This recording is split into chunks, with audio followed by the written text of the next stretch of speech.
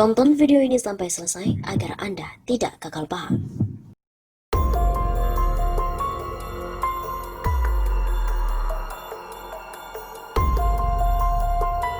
Harun Masiku masih diburu dan sempat ada info kematian. Koordinator Masyarakat Anti Korupsi Indonesia, Tomagi, Boyamin Saiman, sempat mengungkap bahwa terdapat informasi buron KPK Harun Masiku telah meninggal dunia. Kini pun Boyamin menyebutkan bahwa Harun berada di luar negeri. Boyamin pernah mengaku mendapatkan informasi Harun Masiku ada di luar negeri. Dia pun juga sempat melakukan pelacakan. Namun, Boyamin enggan menyebut negara yang dimaksudkan. Untuk itu dia meminta KPK menerbitkan red notice. Hal ini lantaran buron KPK itu hingga kini belum juga terlacak keberadaannya. Sampai dengan saat ini yang disayangkan adalah salah satunya tidak adanya red notice. Begitu kata Boyamin kepada wartawan pada hari Kamis 21 Januari 2021. Bisa jadi Harun Masiku di luar negeri menyelundup lewat perbatasan dan lain sebagainya. Artinya KPK perlu melacak di luar negeri dengan cara untuk menerbitkan red notice. Meskipun kembali ke persoalan semula, kalau ditanya keyakinan Harun Masiku ya sudah meninggal. Boyamin meminta Satgas Pencari Buron KPK bekerja secara maksimal untuk menemukan Harun Masiku. Hal itu perlu dilakukan untuk memastikan apakah Harun masih hidup ataukah sudah meninggal. Kalau hidup, segera ditangkap dan proses ke pengadilan.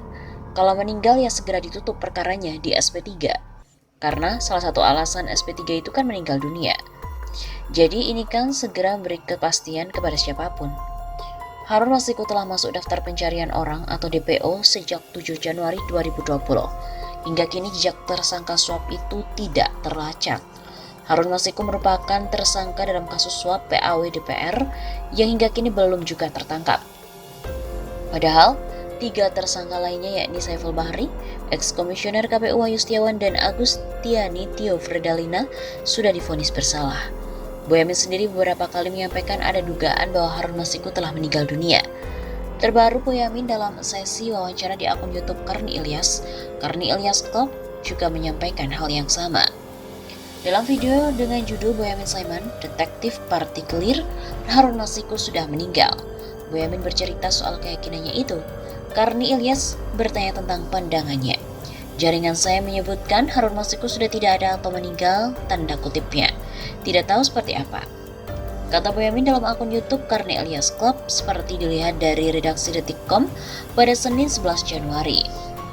Menurut Boyamin, informasi itu diberikan bukan oleh informan sembarangan. Dia menyebut jaringannya itu jaringan terbaiknya. Jaringan terbaik saya loh. Jujur ada beberapa pensiunan di lembaga intelijen. Beberapa mengatakan itu ke saya Harun sudah meninggal. Dia juga mengatakan tidak ada pembantahan atau informasi lain dan dia juga meyakini hal tersebut. Yakin karena tidak ada informasi sebaliknya kan? Kalau bicara keyakinan boleh. Kalau mengatakan itu sudah meninggal, salah. Bisa dituntut keluarganya. Ada 2 orang yang mengatakan, pensiunan itu intelijen yang bisa mengakses ke beberapa jaringan. Harun sudah nggak ada.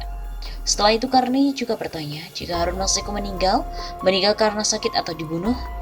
Boyamin menduga Harun dibunuh oleh seseorang. Bersantai saya lebih banyak yang kedua, karena umurnya di bawah saya. Track record dari teman, Harun tak pernah punya sakit. Tapi Boyamin tidak menyebut siapa yang membunuh Harun. Dia juga mengaku belum mendapatkan informasi. Detektif swasta saya juga belum mampu harus omong siapa. Masyarakat pun bisa menduga-duga siapa. Biarlah imajinasi layar di otak kita masing-masing. KPK sendiri belum menemukan bukti valid terkait informasi Harun Masiku yang telah meninggal dunia. KPK juga meyakini bahwa informasi Harun Masiku telah meninggal adalah hoax. Pada Rabu 20 Januari, KPK juga membentuk Satgas Pencari Buron untuk mencari Harun Masiku dan juga para DPO lainnya. Ternyata tak hanya Raib, nama Harun Masiku juga ikut hilang di persidangan. Nama Harun Masiku masuk dalam daftar pencarian orang atau DPO KPK pada 17 Januari tahun lalu. Lebih dari setahun kemudian sampai dengan hari ini, nama, pas foto dan ringkasan perkara suap dari politisi PDIP itu masih tertempel di website KPK. Harun masih juga buron. Rabu 20 Januari 2021 kemarin, KPK membentuk Satgas khusus untuk membentuk dan juga memburu buronan termasuk Harun Masiku. Pimpinan KPK meminta kepada Pak Deputi untuk membuat satu satgas yang fokus mencari para DPO. Begitu kata Wakil Ketua KPK Lili Pintauli Siregar. Deputi Penindakan dan Eksekusi Karyoto mengatakan KPK terus bekerja sama dengan Polri. Karyoto pun tengah memilih orang-orang dari berbagai kedeputian di KPK untuk bergabung dalam satgas ini. Tak bisa sendiri-sendiri, harus terintegrasi antara tim supporting, pencari, dan pengolah data. Sebenarnya KPK juga telah membentuk satgas khusus untuk memburu Harun sejak setahun yang lalu, tak lama setelah ia kabur. Di tengah perburuan itu, KPK membuka kemungkinan mengadili tersangka kasus suap ini secara in absentia atau tanpa kehadiran tersangka. Hingga Agustus, satgas khusus ini belum juga mencokok politisi yang merupakan advokat, sehingga KPK menambah jumlah anggota satgas untuk memburunya. Awal bulan lalu, KPK menegaskan belum menerima informasi valid soal meninggalnya Harun. Sebelumnya, Koordinator Maki, Boyamin Saiman, mengatakan Harun sang buron diduga telah meninggal dunia. Pada Selasa 19 Januari yang lalu, tim penyidik KPK memeriksa seorang kerabat Harun, Daniel Tonapa Masiku. Didalami pengetahuannya terkait dengan dugaan adanya jalinan komunikasi antara saksi yang masih memiliki hubungan kekerabatan dengan tersangka Harun. Daniel mengaku terakhir berkomunikasi dengan kerabatnya itu sekitar 4 tahun lalu. Advokat yang sering beracara di Mahkamah Konstitusi ini bersaksi, keluarga Harun juga tak pernah mendengar informasi tentang keberadaan buronan itu. Setahun lalu pada 8 Januari 2020, penyidik KPK menangkap Komisioner KPU Wahyu Setiawan di dalam pesawat yang akan membawanya ke Belitung. KPK juga menggerebek rumah Agustiani Tio Fridalina di Depok dan mencokok Saiful Bahri dari sebuah rumah makan di Jalan Sabang, Jakarta. Pada malam penangkapan itu, satu tim KPK membuntuti Harun sejak dari Menteng di Jakarta Pusat hingga Jalan Tirtayasa di Kebayoran Baru, Jakarta Selatan. Ia lenyap setelah masuk ke dalam kompleks Perguruan Tinggi Ilmu Kepolisian atau PTIK. Sejumlah kabar menyebut Harun menemui Sekjen PDIP Hasto Kristianto di sana. Tim KPK yang masuk ke PTIK malah digeledah dan dites urin polisi. Harun hilang tak tentu rimbanya. Keesokan harinya KPK menetapkan Harun dan Saiful sebagai tersangka pemberi suap kepada Wahyu dan Agustiani. Harun diduga memberi suap pada Wahyu agar KPU menetapkan sebagai pengganti Nazarudin Kemas, peraih suara terbesar PDIP pada Dapil Sumatera Selatan I yang meninggal sekitar sebulan sebelum Pileg 2019. Nama Sekjen PDIP Hasto juga tak tercantum dalam berita acara perkara. Peradilan 3 orang tersangka lain dalam kasus ini telah rampung pada Agustus 2020. Wahyu dihukum penjara 6 tahun dan denda 150 juta, Agustiani divonis 4 tahun dan denda 150 juta, dan kader PDIP Saiful Bahri divonis 1 tahun, 8 bulan dan denda 150 juta. KPK mengajukan banding dalam kasus Wahyu dan Agustiani karena pengadilan tak mencabut hak politik mereka. Pengadilan tinggi menolak banding tersebut.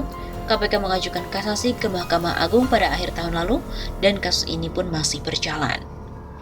Bisa dihentikan demi hukum. Revisi Undang-Undang KPK yang disahkan di rapat paripurna DPR pada 17 September 2019 memberikan kewenangan baru menerbitkan surat penghentian penyidikan dan penuntutan atau SP3. Sebelumnya, lembaga ad hoc yang dibentuk pada 2002 itu tak punya kewenangan ini. Pasal 40 ayat 1 Undang-Undang mengatakan KPK dapat menghentikan penyidikan dan penuntutan terhadap perkara tindak pidana korupsi yang penyidikan serta penuntutannya tidak selesai dalam jangka waktu paling lama 2 tahun. Keputusan menerbitkan SP3 harus dilaporkan kepada Dewas paling lambat 1 minggu terhitung sejak dikeluarkannya SP3 dan wajib diumumkan kepada publik. Dalam draft Undang-Undang KPK, SP3 bisa diterbitkan setelah setahun, tapi diperpanjang atas usul Presiden Jokowi. Para pimpinan KPK saat ini mengisyaratkan persetujuan atas kewenangan baru itu saat mengikuti fit and proper test di DPR pada pertengahan September 2019. Lalu, apakah Harun Masiku hanya perlu menghilang setahun lagi, lalu menunggu SP3?